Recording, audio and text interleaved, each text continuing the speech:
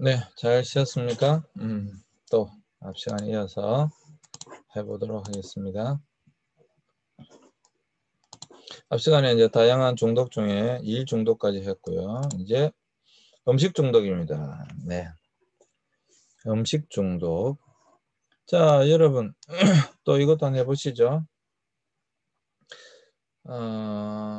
음식을 먹을 때면 생각한 것보다 훨씬 많은 양을 남기지 않고 다 먹는다. 어호. 훨씬 많은 양을 남기지 않고 다 먹는다. 그리고 두 번째, 배가 부른데도 계속 음식을 먹고 있다. 가끔 먹는 음식의 양을 줄여야 하는 게 아닌가 하는 생각할 때가 있다. 하루 중 대부분의 시간을 과식 때문에 축 처져 있거나 피로감을 느끼면서 보낸다. 음식을 지나치게 많이 혹은 자주 먹느라 중요한 약속이나 여가 활동에 지장을 받은 적이 있다. 음식을 일부러 끊거나 줄였을 때 금단 증상이 나타난다. 불안, 짜증, 우울감이나 두통 같은 신체 증상 때문에 특정 음식을 찾아 먹은 적이 있다. 특정 음식을 일부러 끊거나 줄였을 때 그 음식을 먹고 싶은 강렬한 욕구를 경험한 적이 있다. 어떻습니까?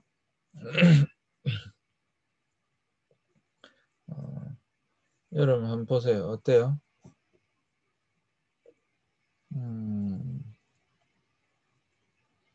음식을 먹을 때면 생각보다 보다 훨씬 많은 양을 남기지 않고 다 먹습니까? 배가 부른데도 계속 음식을 먹고 있습니까? 가끔 먹는 양을 줄여야 된다고 생각할 때 있습니까? 너무 과식을 해서 처져 있거나 피로감을 느끼면서 보냅니까? 음식 먹는 것 때문에 약속이나 활동에 지장을 받은 적이 있습니까? 음식을 끊었더니 금단 증상이 나타나는 적이 있습니까? 어떤 특별히 이제 우울감이나 불안, 짜증 이러한 것들 때문에 어떤 특정 음식을 찾아 먹은 적이 있습니까? 특정 음식을 일부러 끊거나 줄였을 때 그 음식을 너무 먹고 싶은 욕구를 경험한 적이 있습니까? 음, 어떻습니까, 여러분? 자, 요 여덟 가지 중에 몇 가지 이상이면 중독인 것 같습니까? 여기 보시면 세 가지입니다. 요 여덟 가지 중에 세 가지 이상 여러분들이 그런 증상이 있다고 한다면 음식 중독을 생각해 보셔야 합니다. 음식 중독을 조금 세분화시켜 물론 많이 먹는 것도 있을 수 있지만 사실 뭐 카페인 중독이나 설탕 중독, 그 다음에 뭐 그러한 것들이 이제 또 문제가 될 수도 있죠. 음, 음.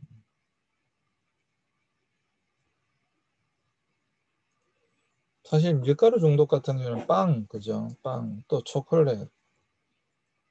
상당히 여러 가지, 사실 짜증이나 이런 기분 조절을 먹는 것으로 하는 사람이 꽤 많잖아요. 또 이제 우리가 당이 떨어진다, 그렇게 이야기하면서 당을 찾는 경우도 많고요. 그런 것들이 이제 자칫 잘못하면 중독으로 갈 수 있다라고 하는 것이죠. 자, 음식 중독에 있어서 정의 및 음식 중독의 정의 및 발달사를 보면 어떤 사람이 규칙적으로 섭취하는 매우 민감한 한 개 이상의 음식에 대해서 적응하는 것입니다. 그러니까 이 요게 뭐냐라고 하는 거죠. 란돌프가 이미 1956년도에 자신의 논문에서 음식 중독이라는 용어를 처음으로 사용하면서 시작되어졌습니다. 최근에는 몇몇 연구자들이 음식 중독의 정의를 좀 더 명확하게 규정하고 음식 중독을 평가할 수 있는 도구를 만들려고 시도했습니다. 사실 아까 방금 보여드린 WHO에서 만든 거였어요. 음식 중독은 물질 중독이 아닌 행동 중독으로 분류됩니다. 그러니까 음식을 물질로 분류하지는 않는다. 오히려 행동 중독으로 본다. 라고 하는 것도 참 재밌는 거죠. 어떤 물질에 중독된 것이 아니라 행동 중독으로 본다라고 하는 겁니다. 유병률을 보면요. 이 굉장히 재밌는 거예요, 이건. 자, 얼마나 병이 날 확률이 있는가에 보면 음식 중독의 명확한 진단 기준이 없어 정확한 유병률을 파악하기는 어려운데 정상 체중을 지닌 성인의 11.4%가 음식 중독일 수 있다. 그런데 여기서 중요한 거. 비만 성인의 25에서 27.5%가 음식 중독이고요. 배드 성인에서는 56.8%가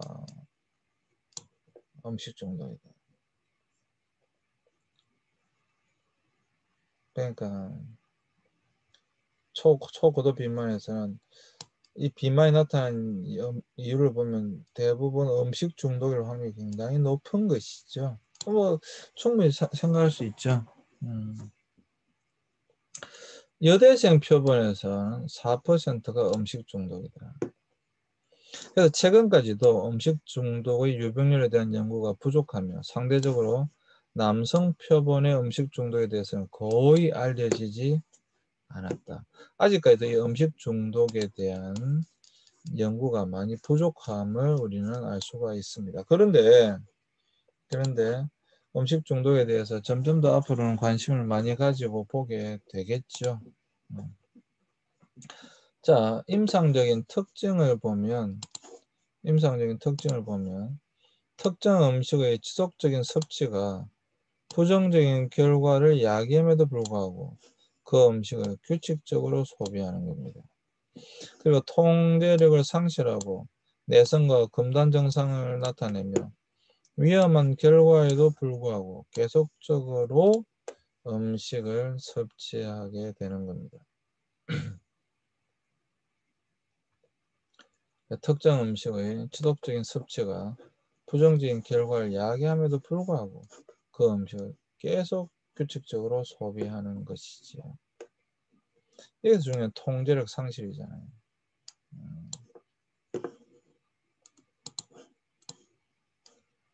뭐 모든 중독이 다 통제가 안 되는 거죠. 여기서 이제 폭식증이 나오게 되는데 음식 조절에 어려움을 겪으며 부정적인 결과에도 불구하고 음식 섭취가 지속된다는 공통점을 가지고 있습니다. 두 질환 모두 충동성이나 기분 조절 등의 문제가 나타납니다. 그러나 폭식장애 환자의 57%만 음식 중독의 기준에 해당된다. 57%만이라고 하는 건 좀 그렇지만 엄청난 거죠. 그러니까 폭식장애를 가지고 있는 60% 가까이는 당연히 음식 중독이다 이렇게 보는 것이죠. 그래서 이제 폭식증하고 음식 중독은 좀 차이가 있다라고 하는 것을 이야기하려고 하는 것입니다. 어쨌거나 음식 조절에 실패하는 것이기 때문에 당연히 폭식증과도 큰 연관성이 있음을 우리는 다시 한 번 더 확인했다라고 하는 것이죠. 자, 동반질환은 음식 중독의 동반질환은 당연히 첫 번째가 비만이겠죠. 음식 중독이 있는 사람은 비만이 나타날 가능성이 상당히 높겠죠. 너무 당연한 이야기인데 비만 지수 BMI와 음식 중독은 정적인 관계가 있다. 당연한 거고요. 폭식증과 음식 중독을 함께 나타내는 사람은 폭식증만 있는 사람보다 더 심각한 병리적인 증상을 나타낸다. 그러니까 폭식증만 있는 사람도 있는데 아까 60%였잖아요. 그러니까 폭식증과 음식 중독을 갖고 있으면 아주 심각한 질병 형상 현상이 나타난다라고 하는 거예요. 그리고 정서곤란을 본다면 음식 중독은 우울, 신체 수치심, 부정적 정서 및 정서곤란과 높은 관련이 있는 것으로 나타납니다. 이게 정서곤란이 온다 라고 하는 것이죠. 그러니까 이러한 이제 동반질환, 아까도 우리 그 일중독에도 동반질환이 나타났었잖아요. 그러니까 모든 중독이 사실 그 중독만 있는 게 아니라 우리가 앞서도 뭐 마약 중독, 그 다음에 뭐 도박 중독도 뭐 봤을 때도 다른 중독과 항상 함께 나타나는 것을 우리는 볼 수가 있었습니다. 음식 중독도 마찬가지다라고 하는 것이죠. 최근 연구에서 원인을 살펴보면 외부 자극이나 환경 단서에 대하여 강조하고 있는데요. 음식의 외양, 냄새 등이 민감한 사람들에게 촉발시키는 역할을 할 수가 있다. 또 외부 음식 민감성을 보면 환경에 대한 민감성인데 음식 갈망 및 섭취에서 선행 요인으로 작용하고 있다. 라고 하는 것입니다.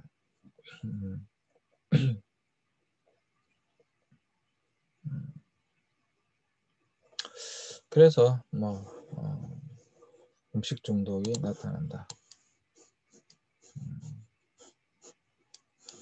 여러분들 중에는 음식 중독이 없겠죠? 한번 잘 살펴보세요. 자, 그 원인을 또 사회적 원인으로 본다면, 사회적 원인을 보면 어디에서나 쉽게 음식을 접할 수 있는 환경이다. 그건 당연한 거고. 고칼로리, 고지방 음식이 너무 많고, 가족 기능에 장애가 있을 때 또 마찬가지로 대체로 그 다른 것을 대체해서 만족을 얻어야 되니까 음식이라고 하는 거고요. 동료나 사회로부터 압박, 또 마찬가지죠. 스트레스를 받으니까 그걸 다른 곳에서 만족을 얻으려고 하니까 음식이고요. 사회적 고립도 마찬가지죠. 또 마찬가지입니다.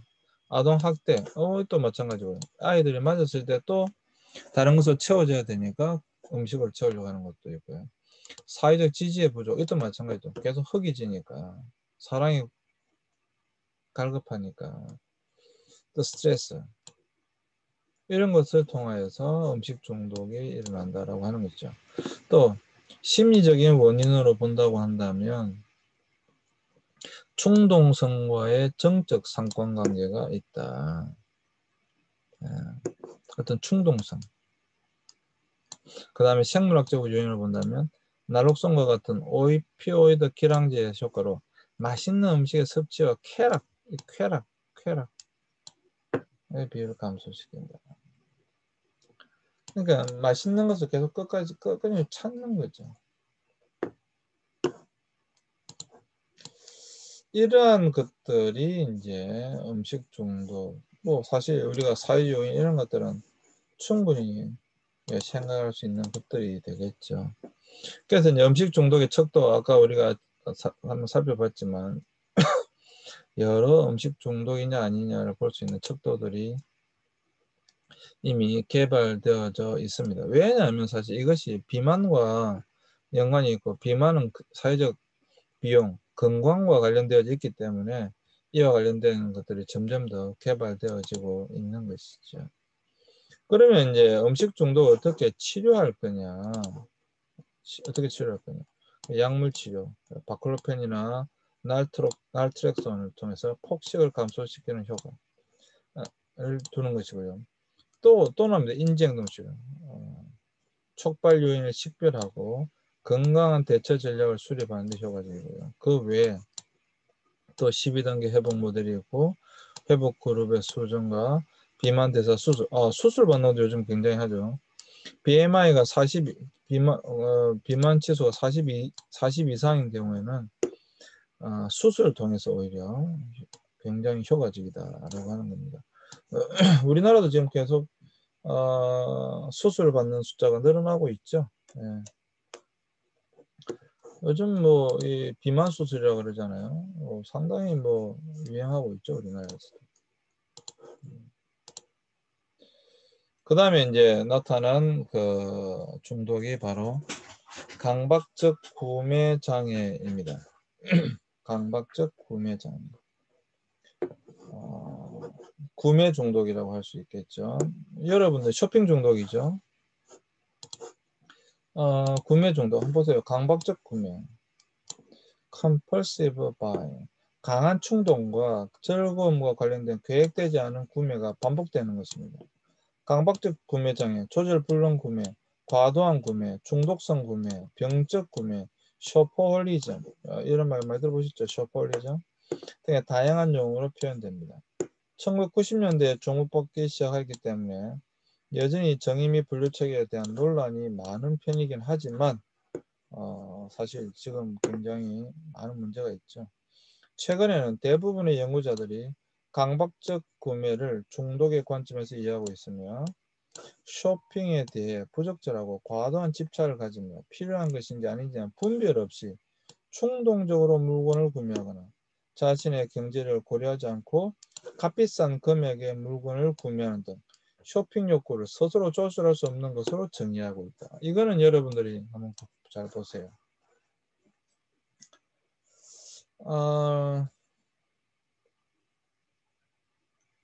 우리 집에도 우리 집에도 자전거가 있고요. 집에서 운동한 자전거 있잖아요. 자전거가 있고요. 또 워킹 머신이 있습니다.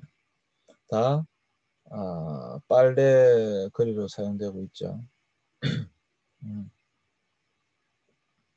그러니까 그런 게 문제죠.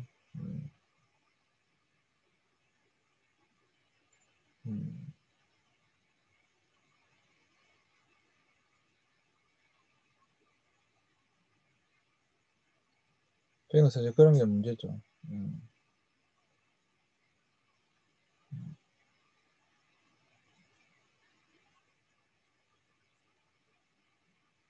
사긴 샀지만 운동을 해야 되겠다는 생각을 하고 사긴 샀지만 못하는 거죠. 좋겠다라고 생각하고 사긴 샀지만 그것이 별로 쓸모가 없는 거죠. 유명률로 본다고 한다면 이건 여러분들도 연관이 있는 부분이니까 국내 대학생을 대상으로 조사한 결과 강박증 구매 장애 유병률이 무려 13.5%로 나타났다. 성인을 대상으로 한 연구에 본다면 약 4.2에서 15.5%로 나타났다. 굉장히 편차가 크네요. 마라즈와 그리피스와 데메트로픽스의 연구에서는 미국 5.8%에서 8.2%, 캐나다는 21.8%, 독일은 3에서 8%, 이탈리아 11.3%, 프랑스 16%, 중국 고등학생 19%, 대만 대학생이 30%가 강박증 구매 장애인 것으로 나타났다.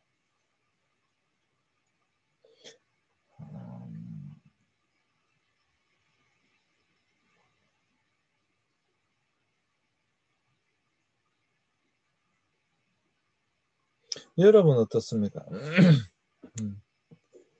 여러분은 어떤 것 같습니까?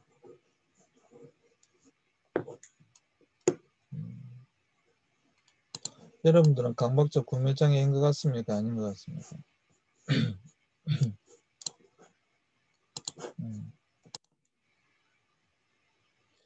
강박적 구매에 4단계가 있는데 그게 이제 첫 번째 기대. 자신이 특정 물건을 가지고 있거나 쇼핑하는 상상을 하고 구매에 대한 충동에 사로잡히는 것. 그 다음에 준비. 언제 어디를 가며 어떻게 입고 어떤 카드를 사용할 것인지 고민하며 쇼핑할 준비를 하는 것. 쇼핑. 실제로 쇼핑에 나서고 강박적 구매자는 강렬한 기쁨을 느낀다. 소비. 구매하여 행동이 끝나면 일시적으로 행복감 등의 긍정적인 감정을 느끼지만 그 이후에는 기분이 가라앉거나 스스로에게 실망감을 느낀다. 어허, 이게 중요하겠죠. 샀을 때는 굉장히 좋은데 갑자기 기분이 확 가라앉고 스스로에게 실망감을 느끼는 거예요. 이걸 왜 샀지? 내가 이걸 왜 산 거지?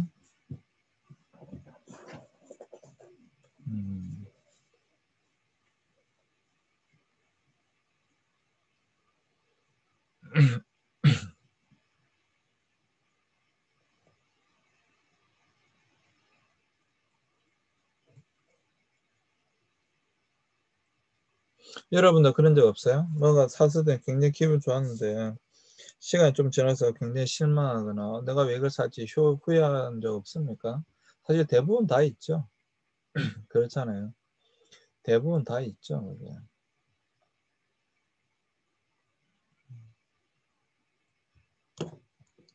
이게 이제 강박적 구매의 4단계입니다.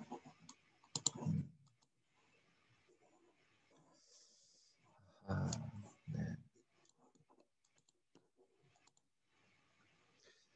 디트마는 쇼핑에 대한 생각에 사로잡혀 있어 구매 욕구를 통제하지 못하여 대부분의 시간을 쇼핑에 투자하게 된다라고 이야기했고요. 쇼핑으로 인해 부정적인 결과가 초래되지만 이를 멈추지 못한다라고 했고요. 파산, 빚, 절도와 같은 법적인 문제와 자주 부딪히게 된다라고 이야기했습니다. 그러니까 이게 이제 이게 왜 중독이냐, 왜 장애냐, 똑같은 문제예요. 이게 이런 문제가 발생하는 거예요. 문제.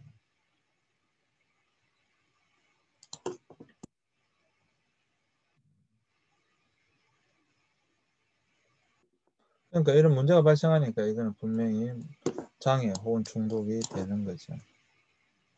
밀텐버그는 자신이 무엇을 샀는지 주변 사람들에게 숨기게 되어 결국 가족이나 친구가 점점 더 의심을 품게 되고 과잉 보고하게 된다. 자기가 잘못 샀다고 생각하니까 잠시 숨기게 되겠죠. 또 너무 과도하게 자신의 수준에 맞지 않는 비싼 걸 샀다든지 그렇게 되면 숨기게 되겠죠. 여러분들도 뭔가를 사놓고 부모님한테 그것을 이야기하지 못하고 숨기거나 뭐 그런 경험이 있습니까? 네, 그런 걸 이야기하게 되는 거죠. 아마 한 번씩 다 있으실 거예요. 한 번만 있으면 다행인데 여러 번 있을 수도 있어요.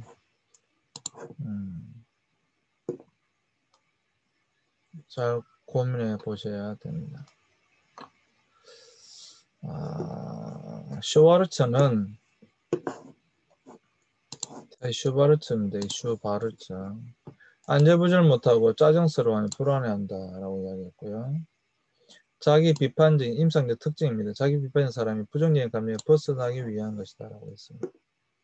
그러니까 물건을 구매한 직후 곧장 다양한 긍정적인 감정이 따라오지만 이러한 즐거운 느낌은 일시적이기 때문에 죄책감이나 후회, 수치심이 뒤따른다라고 하는 거예요. 이러한 감정의 순환은 부정적인 자기 가치에 대한 느낌을 무분별한 쇼핑으로 해결하는 것을 강화하고 해로운 결과를 초래하게 된다. 슈바르츠가 그렇게 이야기했습니다. 우리가 알고 있는 슈바르츠 박사가 아니고요. 슈바르츠가 한 사람이 그렇게 이야기했다.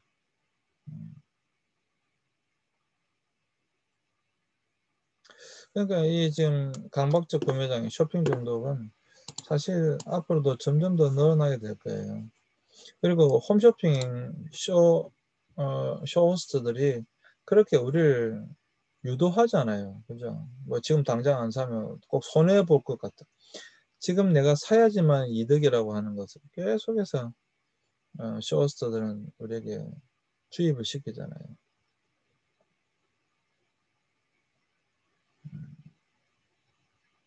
그러니까 쇼핑하게끔 만드는 거죠. 그러다 보면 점점 더 쇼핑 중독에 이제 사람들 하여금 빠져들게 하는 거죠.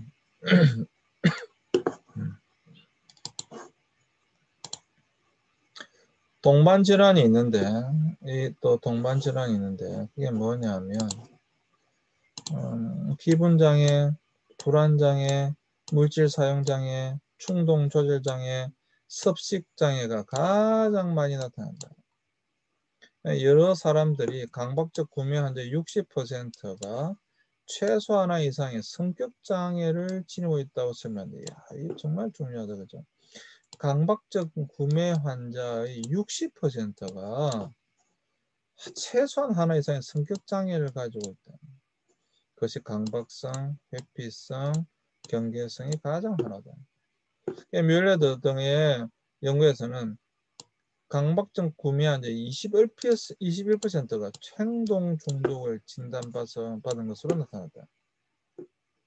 그래서 강박적 구매자의 46에서 47%가 약물 남용을 하고 있고 15에서 17% 폭식증을 가지고 있고 8%는 도박 중독으로 나타났다. 그러니까 여러분, 이 중독이 이제 한 가지만 끝나는 게 아니라 그랬잖아요. 여러 가지 다른 것으로 나타나는데 특별히 이 강박적 구매자의 이런 많은 거, 약물 중독, 그다음에 음식 중독, 그다음에 도박 중독 이러한 것들과 연결되어져 있다라고 하는 것입니다. 그래서 사실 무서운 거죠. 절제가 안 되는, 통제가 안 되는 거죠. 원인으로는 신경생물학적인 이론으로 쇼핑은 기분을 증진시키고, 그렇죠? 쇼핑은 기분 좋잖아요. 뭐 사면 기분 좋잖아요. 그렇지 않아요? 기분을 증진시키고 불안, 우울, 분노와 같은 부정적 정서를 해결해 주기 때문에 쾌락 경로를 담당하는 도파민의 방출을 증가시킨다. fMR 연구에서 강박적 구매 장애 환자는 정상인에 비해 물건이나 가격에 대한 설명을 들을 때 척좌핵의 활성도가 증가하고 섬도의 활성도가 낮아지는 것을 나타났다. 이는 강박적 구매 장애 환자가 물건을 사기 위해 돈을 사용해야 될 때 부정적인 감정을 덜 느낀다는 것을 보여준다. 제가 계속 말씀드린 장애 내지는 중독은 다 뇌의 문제니까 이미 그러한 현상이 나타나고 있는 거예요. 뇌에서. 심리적 요인으로는 쇼핑은 일시적으로 기분을 증진시키는 효과를 주는데 부정적인 감정을 가지고 있는 사람이 쇼핑을 함으로써 이를 해소하게 되면 쇼핑을 하는 행동이 점점 강화되어 강박적 구매 장애로 이어진다. 강박적 구매 행동은 충동성, 우울, 자존감, 자기가치관 등과 깊은 관련이 있다. 일단 잠시 쉬었다가 이 부분부터 하도록 하겠습니다. 좀 남았기 때문에 중요하기 때문에 잠시 쉬겠습니다.